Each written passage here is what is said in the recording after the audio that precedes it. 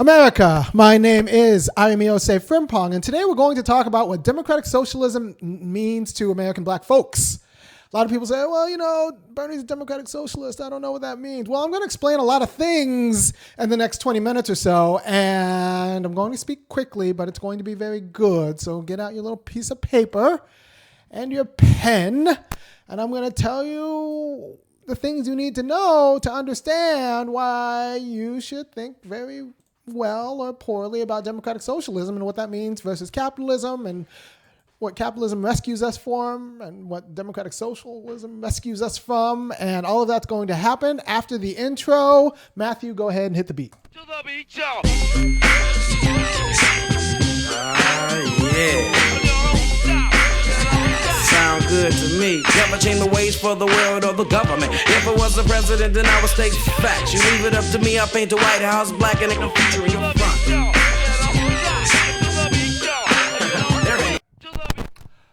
So, democratic socialism, what does that mean for the United States? What democratic socialism means for you black people is that it might rescue us from some of the unfortunate aspects of capitalism.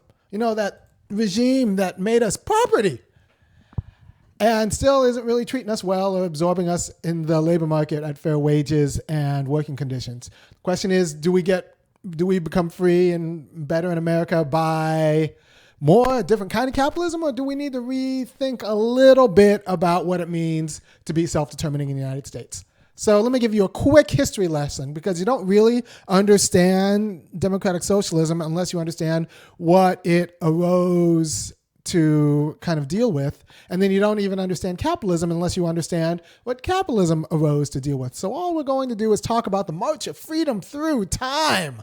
I say again, we're going to talk about the march of freedom through time and why it may look like, for at least black people in these United States, democratic socialism into the future. All right. So you have to imagine, in conventional societies, you pretty much did what your parents did. You did what your parents did. You didn't really have a choice. Doesn't matter what you wanted to do, what you were good at doing. Well, it might have mattered what you were good at doing depending on how the society was organized, but you pretty much did what society needed you to do. It wasn't about you and your choices or anything like that. It was about what society, what the community needed you to be. You were a blacksmith kid. The community needed a blacksmith, so you became a blacksmith. You were a pastor's kid. The community needed a pastor, so you became a pastor. Maybe you wanted to, maybe you didn't. Didn't matter. It was in your blood, or at least in like your family lineage. So it's just easier just to make you that. Right? And that also came with aristocracy. Maybe you were just a duke, so you just kind of kept being a duke. Or rich, so you just kind of kept being rich. And it had nothing to do with what you chose to do or the responsibilities you had. This is very interesting because I want to say, didn't Prince Harry and Meghan Markle just say, like, I'm not doing it anymore? They're no longer a royal couple. They gave it up. Couldn't do that in conventional society. That is a modern type thing where you can just say, like, I don't want the title. I don't care. I'm going to Canada. And so that's what, that's kind of a modern invention. You now get to like choose your occupation. You get to choose your place in society, and you work it out with other people choosing their place in society too, in what we consider a market, which is different from a conventional society where your determination, what you do, determination is just a fancy word for property. What you do with your life is determined externally to you. A modern invention is like, no, I get to choose what I want to be. I get to self-determine myself what I want to be in the market. That's great. Awesome. That is an advance for freedom. We're moving towards self-determination.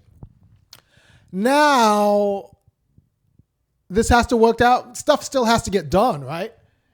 We still need a blacksmith. We still need a pastor. It's just now we work it out through the market as opposed to just through family lineage or tradition or, gender roles or anything like that. We just work it out through the market. It's not like the work doesn't have to get done. It just doesn't have to get done by the people by the sorting hat or by the selection process that was happened before. And the same work doesn't have to get done. Now we can figure out whatever the society needs.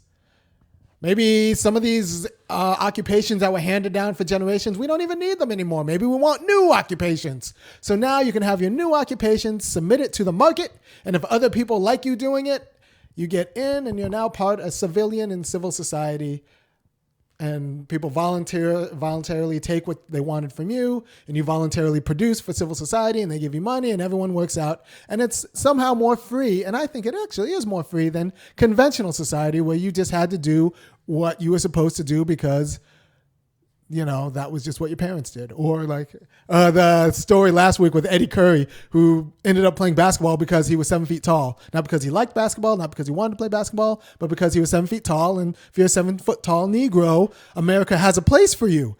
And it's not being an accountant. It's being a basketball player. So instead of that, life with external determinations or natural determinations, things that have nothing to do with your will, determine what you are going to be. Instead of that, now things that have to do with your will, things you want to do, as long as other people want to partake in it too, or consume what you want to produce, that could be your place in civil society. That can be your place in civil society. So that's good, right? Like, so this is how the private market kind of emancipated people from conventional strictures. So in that way, the private market was good. Yay, private markets. There is kind of an instability that comes with that, though. Before, those conventional strictures kind of kept you from falling too far from your parents.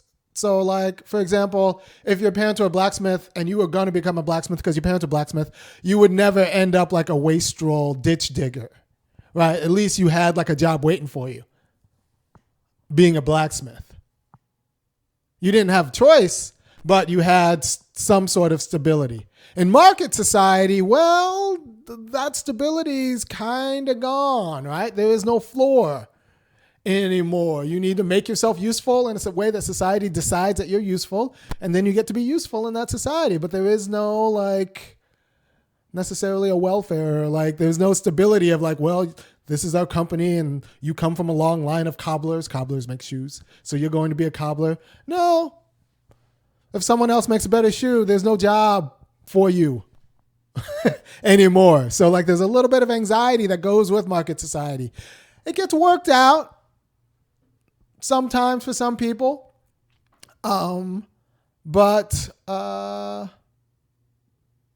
it doesn't for other people, and it just kind of generalizes a different kind of anxiety because in a way it's not as stable. Fashions change. I just remember I had a friend who I went to college right before one of the first .com bubbles, and then they studied engineering. They loved being an engineer. They hated being an engineer, but they studied engineering because they thought, I'm going to be an engineer and it's going to be wonderful because everyone is getting rich. And so they went to Berkeley, became an engineer, and hated it. The bubble burst, lost their job. He ended up then going to law school after that. But so like there was an instability. He tried for 4 years doing this thing he hated, thinking it was going to lead money, but the market's fickle. I'm sure there was some beeper salesmen in the 90s who thought, well, you know, I'm in the beeper game now. I got the entire Northwest region of beepers. I'm going to be good for life. But instead, you know, the beeper bubble burst. Steve Jobs. And we had to figure out a way. So the market like allows for a certain kind of freedom, but it also creates a certain kind of anxiety as if the market moves a little bit faster than your skill set does. Also, since there's no floor, we could use the fact that there's no floor to like decide that certain groups are exploitable labor. That's black people. That's us. Right. So since there's no like conventional place for you in society, and you can get locked out of the market, then you are just exploitable labor. And that was us. We were slaves, descendants of slaves. We were the exploitable labor that built America in a way that we did not get a fair share of our return on our labor. Right? So how do you deal with market problems like that? Well, you need to kind of generalize a space in civil society if we're going to commit ourselves to a market society for people whom the market moves too quickly for. You spend 10 years getting this skill, and then all of a sudden, like, your skill is useless because someone else came up with an innovation. You shouldn't necessarily get punished for spending 10 years developing this skill. We need to figure out a way that you can still participate in market society, but like as a different functioning actor, as a different valued member of society. So that's one thing. And there's a German philosopher by the name of Hegel. He figured a lot of this out, and he read a lot of Adam Smith and says, like, yeah, markets do solve problems, but they also create a little bit of instability because they're literally run on instability. Like, they're run on fickleness of desires. I want this. No, I want that. So they allow growth, and now I can make anything and produce anything that people might want. But then people might also change their ideas about what they want. So if I spend 10 years designing, thinking about how to make something, and then like the market just moves, zigs instead of zags, that's not only 10 years of my life, I can't make plans into the future. So to stabilize life, because this is all about promoting freedom. This is all about promoting the ability to make plans and then enact them. But the world needs to be kind of stable this way. And when I talk to my students about this, it doesn't always land because they're young. But imagine that you trained from 77 to 80 for the Olympics, right? So you put in all that time, and then all of a sudden, zoop, the U.S. pulls out of the Olympics because we're in the Cold War. Like, what do you do? Like, did you just waste all that time? You don't have too many other skills because as an Olympic athlete, that's all you did. So what do? You can't determine yourself as an Olympic athlete without the world playing along and mediating your aspiration, right? And that time the world, gave you a head and shoulders fake, and there goes 3 years of your life, right? So we need to think about when thinking about self-determination, we need to think about what it means to make a plan for your life and actually have the world be stable enough that you can enact it. But we also need to think about what it takes for you to be able to make a plan for your life and not some external convention or history making a plan for your life and determining what you do. All right, so markets are good because they enable a certain kind of freedom. I don't have to do what convention tells me to do, but they also take away a certain kind of stability because now a job isn't set for me. A place in society isn't already set for me. Right? Let's move from that to industrial markets, right? So you have to imagine in 1776, this is a pre-industrial society. The cotton gin didn't even get invented till I think 1793. So this is pre-industrial society. When Adam Smith wrote The Wealth of Nations, he had this great elaborate example of a pin factory where like factories are more efficient because like everyone gets very good at their job. But the pin factory he had in mind when he wrote this big like work that everyone reads if they're an economist, the pin factory he had in mind was 10 people. 10 people. It was pre-industrial. So like we have a political economy and a way of thinking about capitalism that's made for 10 people factories, 10-person factories. Right? Now, a small business in the United States, guess how many employees a small business in the United States? I'll give you a minute to guess. Go ahead and put it on chat. How many employees do you think a small business in these United States? Talk amongst yourselves. Write a number down.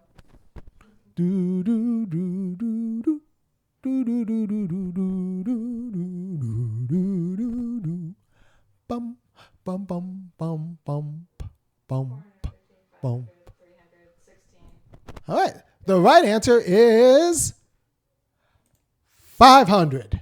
500 employees or fewer is a small business. I don't even know if black people own any big businesses. if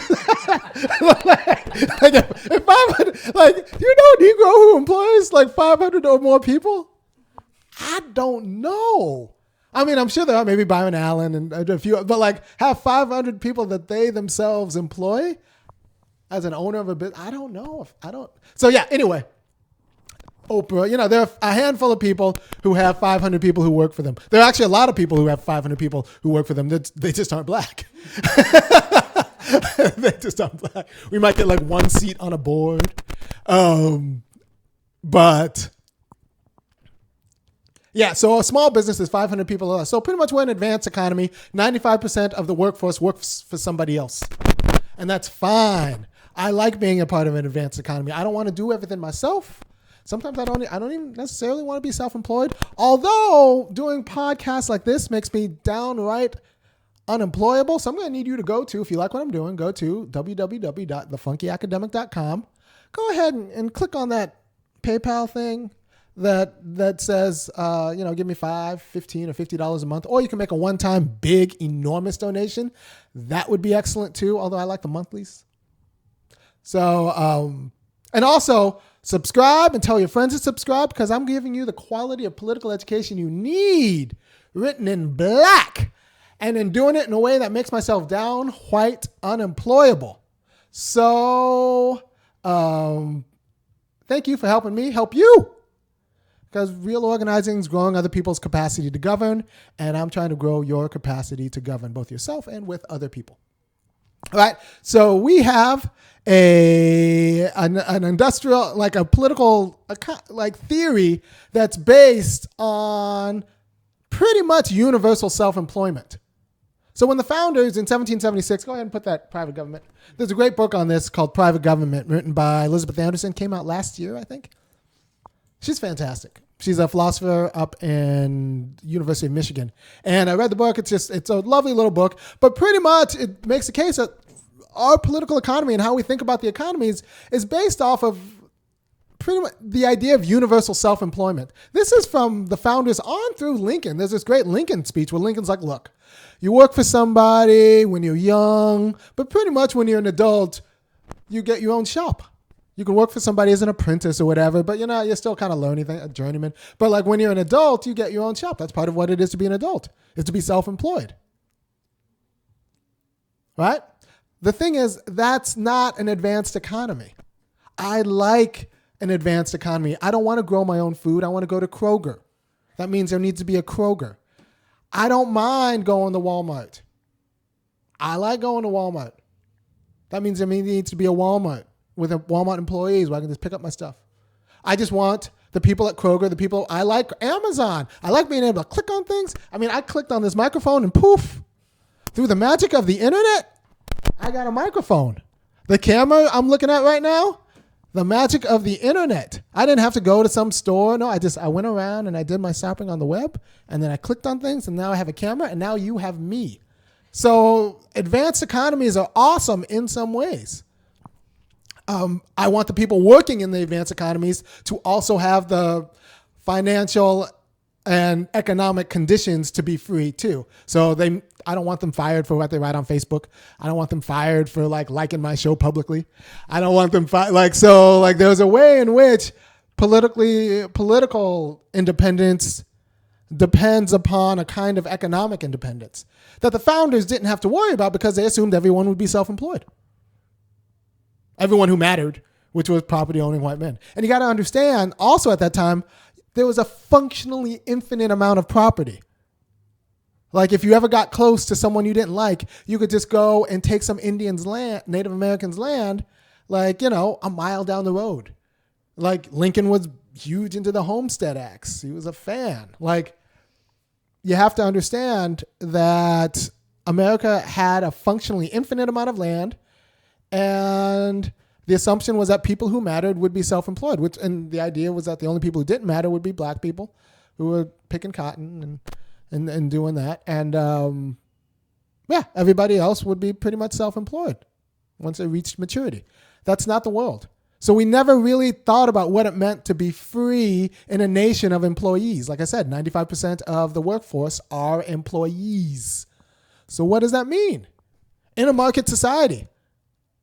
Well, it means that our tyranny, the tyranny that we kind of fought to win independence from, might not come from King George anymore.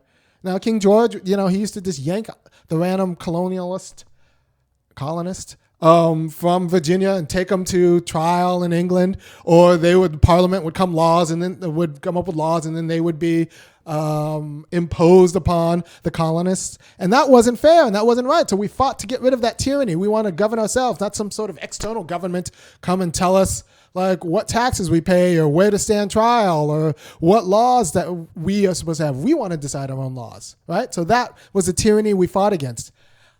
Now, what's the tyranny in our life? Black people, you know, and the white people who watch this, you know what the tyranny in your life is. It's your boss. Your boss. You don't do anything your boss doesn't want because you have to keep your job. And that's a form of tyranny. That's not fair negotiation. That's a tyranny because, and especially I'm in Georgia, an at-will state. If you like, and black people, this is especially something for us because if we just make white people nervous, they could just fire us. And if you're, especially a black man of a certain size, you just kind of make people nervous. You got to talk like this, not take up any space. Just sit in the corner. Get a little bass in your voice, you're in trouble. That bass in your voice will take away, will screw up your check and your family's plate. Like take food off your family's table. So the idea now is that we're a nation of employees, but the private labor market doesn't absorb black people or any stigmatized community at fair wages and working conditions. So like we're just kind of slaves and we can't negotiate them because one employee is replaceable. There are always more employees than employers, like 500 to 1 sometimes. And if you do what Sheryl Sandberg asked you to do and lean in, black people, we both know that doesn't. Actually, some of you didn't know that doesn't work. You know now because you got fired. I know a good number of black women who read Sheryl Sandberg's book, and go ahead and give me that book. Who read Sheryl Sandberg's book and lean in, and then they leaned into their boss and thought they were white, and then found themselves replaced by someone who was white, who was really white. So and then had to train their replacement, all because they leaned in. So leaning in is not for you, black people. Like that's not one person can't lean in. You can only lean in if you have enough juice to actually shut down production. So that's the critical mass you need.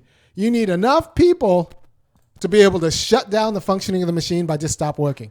Then you can negotiate. And that's why if you're going to be free and have independence while working, you need to be able to negotiate your work conditions and wages. And the only way to negotiate your work conditions and wages is be in a position where you can shut it down. And the only way to shut it down is to organize with other people. Otherwise, you'll just be the lone Negro who gets fired for being too uppity, for getting too many ideas. And you don't want that to be you. Or it's not just black people who get fired for having too many ideas.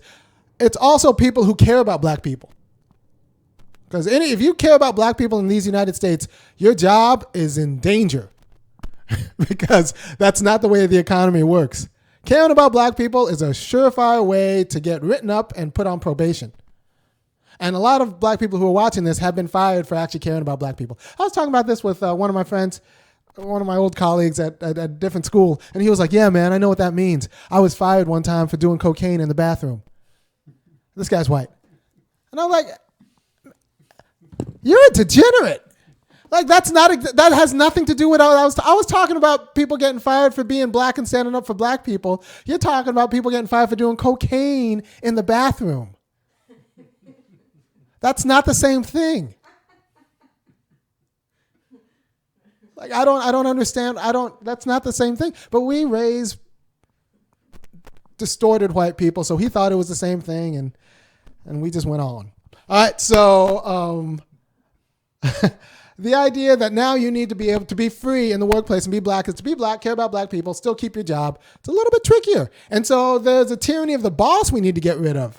We need to figure out how to secure economic independence so that we can be politically independent. And that's what the book Private Government's about. Private government is about the tyranny of the workplace. And there are these funny NDAs people sign that are really dicey.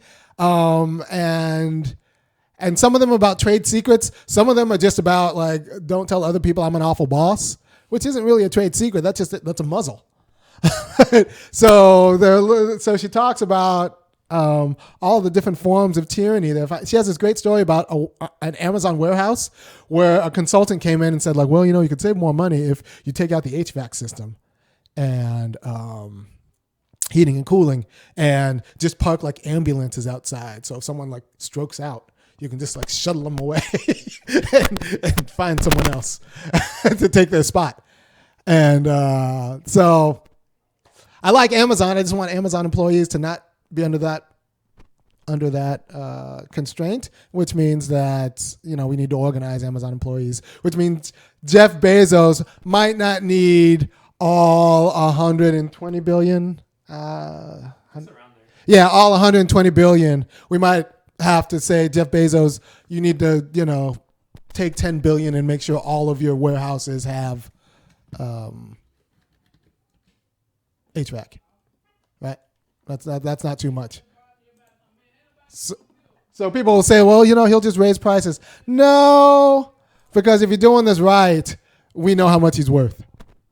So he won't raise prices. We'll just expect him to take a haircut. And if he raises prices, then we can raise holy hell and start calling it the monopoly that it is. Amazon found a way to corner the market on markets. That's some next level stuff. But so that's an antitrust case waiting to happen to corner the market on markets. So what we're trying to talk about is the kind of tyranny that you're under as a worker, right? And getting rid of that tyranny. Getting rid of that tyranny isn't going to happen with more private, with more capitalism. For example, people say like, well, you can just quit that Amazon warehouse and you can go to a different warehouse. That's not how it works, man. If the other warehouse is just as crappy, that's like, well, you don't have to work for this cotton field. You can go to that cotton field. Now, the problem is like picking cotton 10 hours a day or 12 hours a day. Yeah, no, like that, it doesn't matter moving your site of oppression. Wherever you work, you need to be able to have a say in your workplace. A fair say, right? So like one of the virtues of capitalism is that if you take the risk and put your capital together and like secure people wages and all of that, you get a cut of the top. That's work, and you take the risk. You should be compensated for your risk. Now, if you don't watch out, a lot of these capitalists will get together and figure out a way to socialize their risk. So the one thing they get paid for taking risk, they found a way to get the government to eat it. And so they just get paid for not taking risk now. And so like this is the Waltons, for example. The Waltons have the four top Waltons, might be five. The four top Waltons are each worth $50 billion each. Yet their employees are on food stamps. Right? So the Waltons have figured out a way to buy enough Congress people so that they keep their $50 billion as opposed to paying their workers or paying higher taxes, while the employees, we subsidize them through our tax dollars and work, and they're on food stamps. So that's a problem, right? So the one problem with this accumulated capital and saying, well, the owner takes all the risk is you got to watch these owners because sometimes they're real good at risk management, which is risk avoidance, which is pushing risk onto people who can't fight back. Right? So a lot of risk management is how do I put this risk onto some sap and call it risk management. And if you're doing risk management, you know that that's pretty much what you're doing. You're trying to figure out a way to not manage the risk, but get rid of it, which means offshore it on to someone who can't fight back and someone who doesn't have a say. Right? So how do we deal with that? One, we need to secure people's rights. We need to secure employees' rights. We can't just assume that everyone's self-employed. We need to understand that we're a nation of employees, and employees are citizens. So we need to figure out how to secure them a fair say in their working conditions. We need to secure them a fair say in their risk management, which means they need lawyers. So I'm a fan of single-payer legal care. If we can do it with doctors, we can do it with lawyers because we're a nation of laws, and we can't be a nation of laws with only like a little bit of people have access to lawyers. So I think we should just secure people, lawyers, and not just at the lawyers pro bono charity legalese. I'm talking about as a matter of right, because we're a nation of laws, but you don't really have laws. Give me the Peter Thiel, one single-digit billionaire article. It's with The Intercept. Just put that in Google. You can't really have a nation of laws with only having like a certain set of people having access to lawyers and everybody else just kind of being food or chum for the people who have access to lawyers. So as a right, you need access to lawyers if you're going to be free. And we need to understand that our economy comes under and for the sake of our freedom. So at some point, it doesn't matter what what's good for the GDP. The GDP is here to serve our freedom.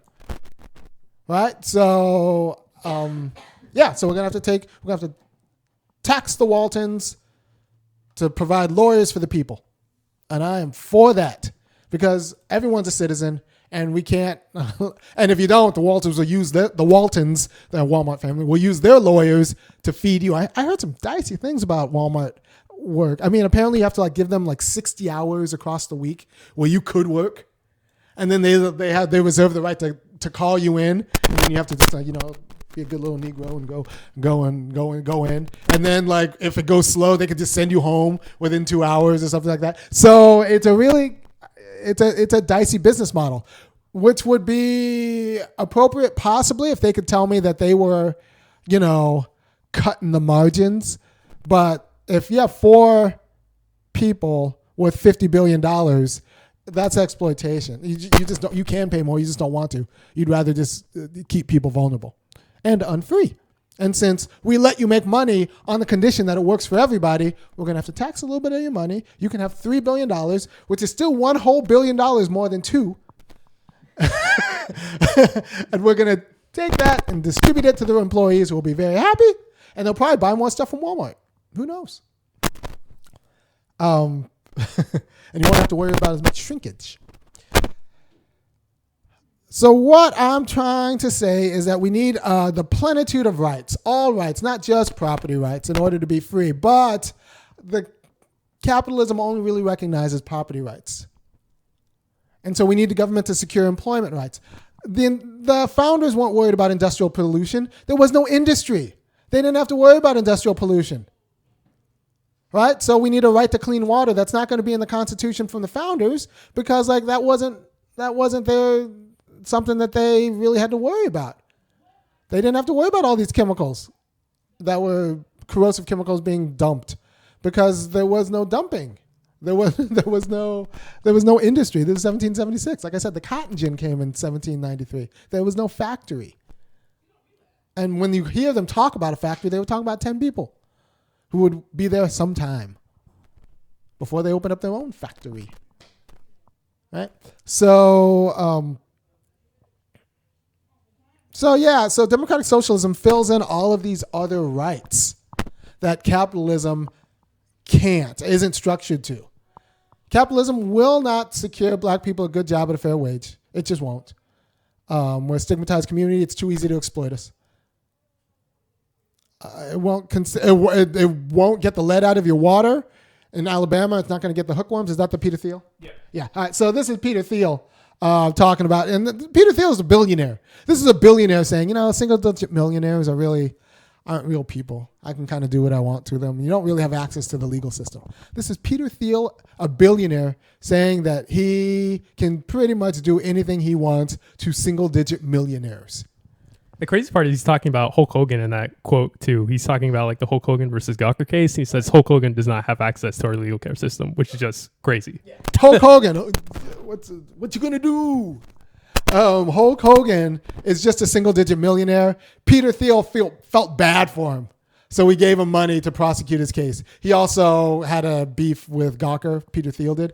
So, but the idea is that Hulk Hogan himself, as a single-digit millionaire, wasn't really in the game, and billionaires look at Peter Thiel. Billionaires look at Hulk Hogan as a charity case, as a tool to make their own play. All right. So, black people, what does that mean about you? What does that mean about you? How free are you? You got Bloomberg buying up black people left and right. Like I don't know. So. Yeah, like Skittles. Picking them up like Skittles. Oh. It's a tasty Negro. So democratic socialism fills in all of the rights that capitalism as a structure, because of the fluidity of the market, isn't built, and industrial capitalism, because of the plenitude of employees, isn't organized for. We just fill in those rights because we don't want to get rid of big companies, but we do want to make sure that the employees are free. And to be free, they need to be able to negotiate their working conditions. Right? I'm going to put an article about this in the description. An article I wrote, a piece I wrote, I don't know, a few weeks ago. We'll go through some of the moves in a little bit in a more philosophically rich way. But this is what we're talking about. The kinds of rights we need in an industrial economy. Look, and you're like, what about these rights? What rights are you talking about? Look, if we didn't already have libraries, and I were here making the argument that, like, all right, so you need libraries so that everybody can have access to them, so that we can be a robust citizenry. Do you know how hard it would be to convince the United States that we need libraries for the sake of democracy? People be like, well, how are you going to pay for it? I mean, it's a library. I need it to be free. It doesn't matter how I'm going to pay. I'm going to tax rich people because none of us are free until we're all free. And like, if you're dumb and you don't have access to information, you're not free. So that's what we need libraries for. People go, well, still, I want to see numbers. I want detailed plans. No, man. You need to know what freedom entails. We need to know what freedom entails. And that would be the discourse about libraries. Thankfully, we already have, Ben Franklin took care of a lot of this legwork. And so we already have like a postal service and library. But if we didn't have one, do you know how hard it would be to talk people into it? They'd be like, well, I need a capitalist solution. No, we just need to understand that this is a condition for freedom. This kind of information is a condition for freedom. Now, security in your job is a condition for freedom. Clean water to save ourselves from the predatory nature of capitalism is a condition of freedom. So capitalism arose to maybe serve democracy so that we can make choices in our life. But now it's kind of a predatory, and it kind of, depending on who you talk to, it always was, especially if you're black, always was a predatory of democracy. So that's why we need socialism. That's the argument for democratic socialism. And the democratic is important because democratic socialism puts an emphasis on individual rights, democratic rights. So people are, well, that's like communism or authoritarianism. No, because in those authoritarian regimes, democratic rights, individual rights are not taken care of. And rights are how we express freedom. Rights are how freedom gets externalized. So if everyone has rights, then you don't have authoritarianism. Right? And we're just trying to figure out what we have to do to secure ourselves from the tyranny of the boss, from the tyranny of not being able to control the cleanliness of my water supply. Right? So there are just different forms of tyranny that the founders were not in a position to address.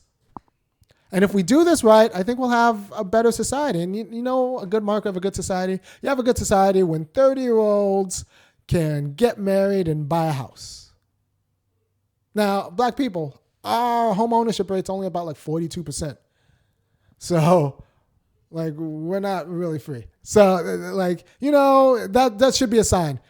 And also work a kind of job where you can, you know, coach your kids' basketball league every now and then. That kind of stuff. That's being able to make those kind of plans and enact them. That means you're not a tool of your boss. That means you can make a baby bottle out of the tap water and not worried about like giving your kid lead. All right? That's a kind of self-determination that I want to secure for all Americans, and that democratic socialism is tailored, especially Sanders' version is tailored to secure Americans in a way that capitalism will never. Capitalism will never secure. Capitalism won't keep your water clean. It's not going to integrate your school. It's not going to make sure you're paid at a fair wage, black person, and good working conditions. So we need to understand that our economy serves our rights, and where the capitalist economy can't do that, then we need the government to step in and secure us. I think a federal job guarantee. It's not just me. It's, you know, MLK and a lot of other people. Bayard Rustin, Coretta Scott King, Sadie Alexander. Those are all black people. Derek Hamilton, a lot of Sandy Doherty. The federal job guarantee in an industrial economy is just like a give me.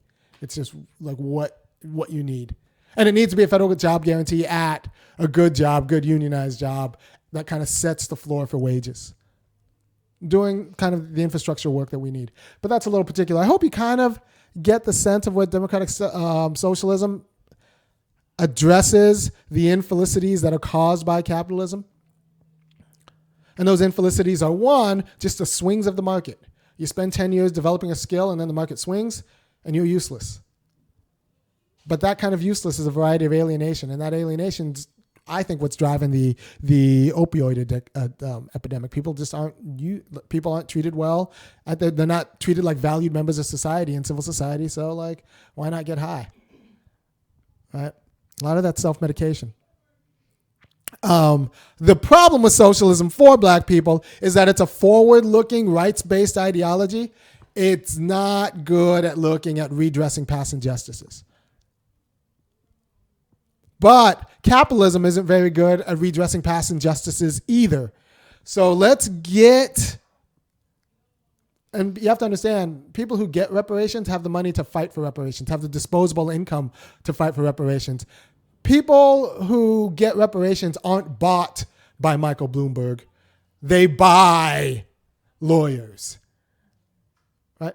Somebody asked democratic socialism without reparations or capitalism with reparations? Okay, so the question is, do you want democratic socialism without reparations or capitalism with reparations? You want democratic socialism without reparations, because if you get capitalism with reparations, you need to create new Negroes. You still haven't gotten rid of the conditions that make it the case that, black exploitation is so pervasive. So, then reparations, right? So you get democratic socialism. Well, actually, and this is what Sandy Doherty understands, any full reparations is going to embed democratic socialism in it, right? So you can't get reparations without also democratic socialism. But if you just think of I just want to be like the white people and keep capitalism, but like me be like the white people. White people are only white people because of black people and because of exploited labor. So you're arguing for new Negroes if that's what you're doing. And that's not what I want. I don't want different colored slaves. I want everyone to be free, which means you need a democratic socialism that secures our rights, plus to be made whole for the legacy of trauma. Of trauma. And in order to be made whole, America's pretty clear about how it makes people whole. It always comes with a check. To be made whole, how we use that? Go ahead and use that line a lot. How are we going to make our people whole? That's a good lawyer line. How are we going to make this situation whole? And in America, that usually comes with a check, right? So you get democratic socialism to deal with past problems. You get reparations to deal with past problems, cash reparations, and you get democratic socialism to get rid of the conditions that made those past problems so attractive, and the exploitative conditions that make exploiting other humans so attractive. So I want the plenitude of rights. I want legal rights, access to a lawyer. I want employment rights. I want family rights. I want all the rights.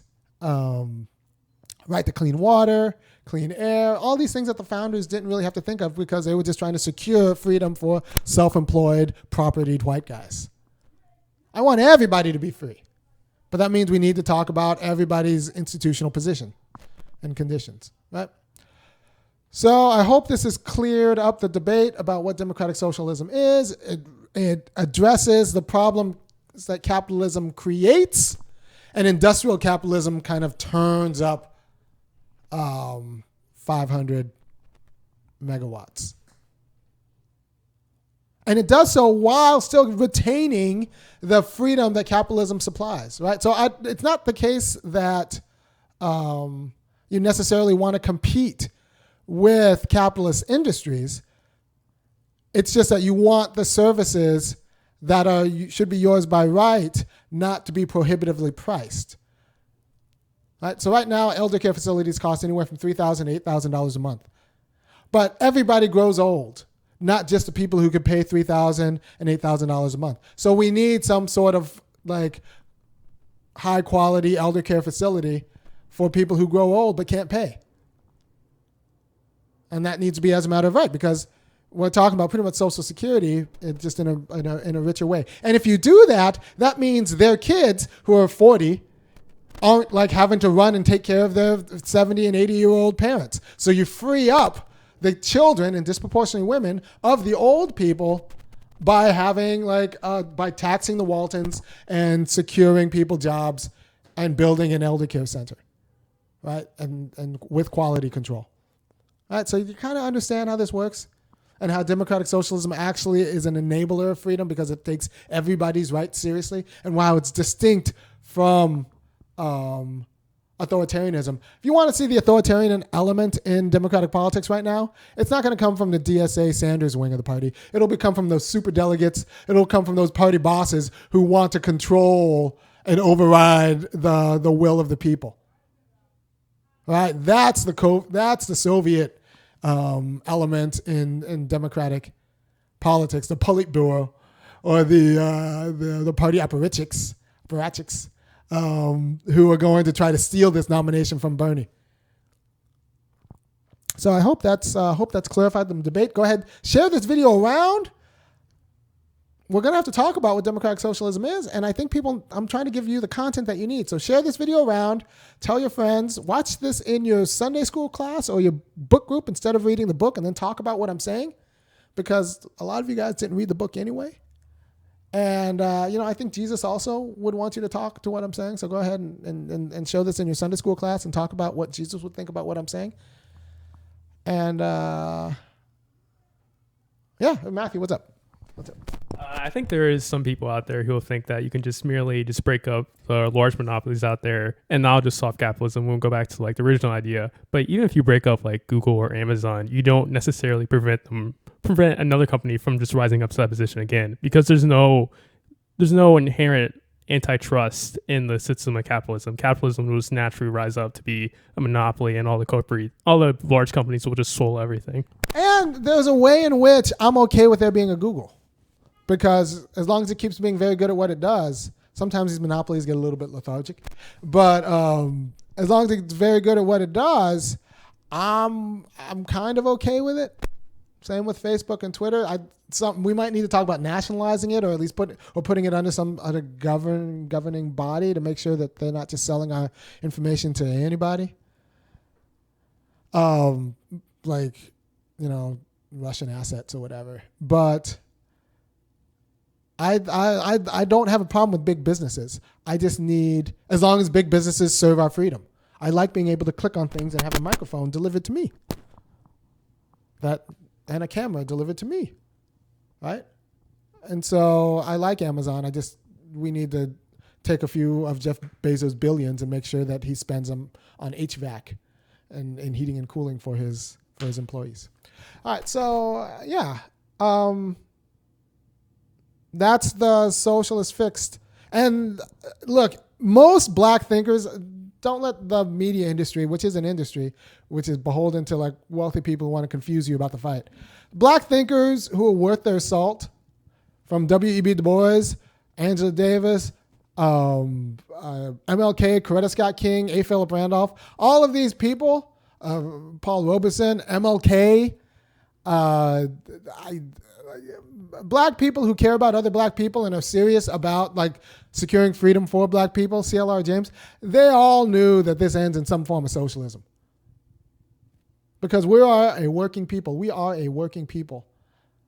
And so we need an economy that's organized for workers. We can also be an owning people, but there'll always be more workers than owners. And so I want to be around black people who have access to a good job.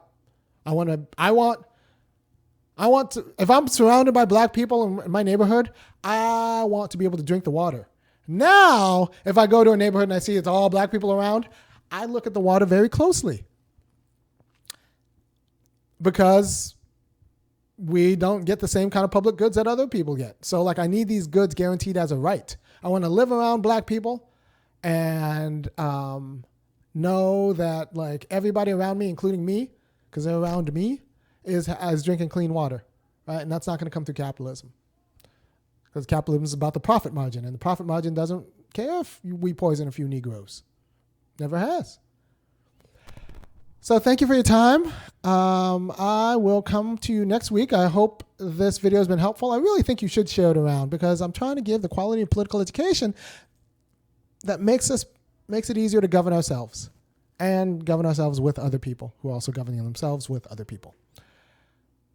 Peace.